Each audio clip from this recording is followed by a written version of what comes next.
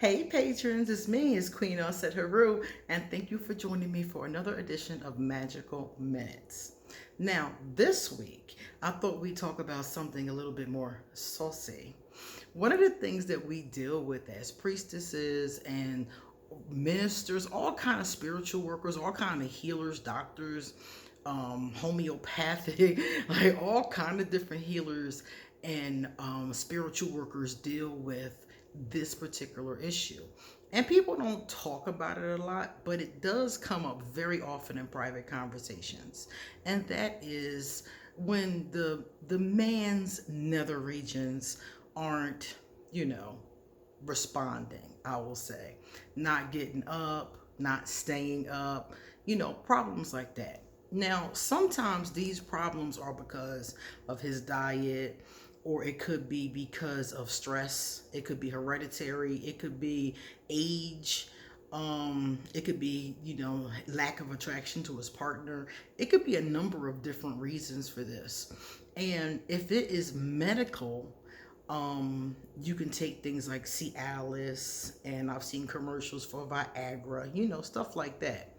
But the ancients, our elders, those of us from the South, from the Hoodoo tradition, had a natural remedy. And I guess depending upon your body chemistry, this could be very effective. I did not know about this, and I've experienced this before. So I'm going to tell you what it is, and then I'll tell you my experience later, okay? So their remedy is actually juniper berries. Now, juniper berries, I came to find, are easily accessible depending upon places online, herb stores, places like that. And juniper berries are what they use to make gin, which is going to be my story later. So according to this, if a man needs to have some, it says here, juniper berries are believed to foster good luck in sexual relations. So they gave us an actual potion that you can take. Now, first of all, you have to make sure you're not allergic to juniper berries, because that will be tragic. So you need to know what you're allergic to. But according to this mixture, it says here that men should steep a handful of juniper berries in a bottle of wine or a bottle of whiskey. So I'd probably put them inside the bottle first and then fill it up with the wine or the whiskey. Now, according to this, you're supposed to let it sit for 1 month. After a month, you can drink a teaspoonful of the liquid every day to increase virility and strengthen your nature. The used berries can be sprinkled in your front yard to draw a new woman, or in the backyard to keep a wife satisfied with the sex at home. Okay? So I thought that was very interesting, because as soon as I saw it, I was like, gin. For a long time, I did not drink gin.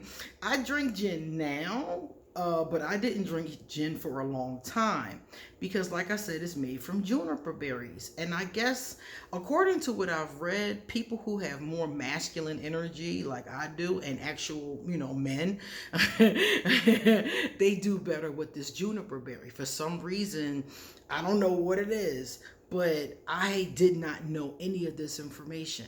And I was drinking gin one night. Now, gin was never my drink. I was a vodka drinker, a rum drinker, those kind of things. Well, this one particular night, a friend of mine who was a gin drinker said, drink some gin with me. And I was like, all right, I'll give it a try. I always drank the same thing. Why not switch it up? So I sat there drinking this gin and got tore up, y'all. And I wasn't drunk. I was just, all my inhibitions were out the window, and I was dancing. And I remember I was dancing to this song, Dirty Diana, one of my favorites, and looked up, and this woman was coming towards me.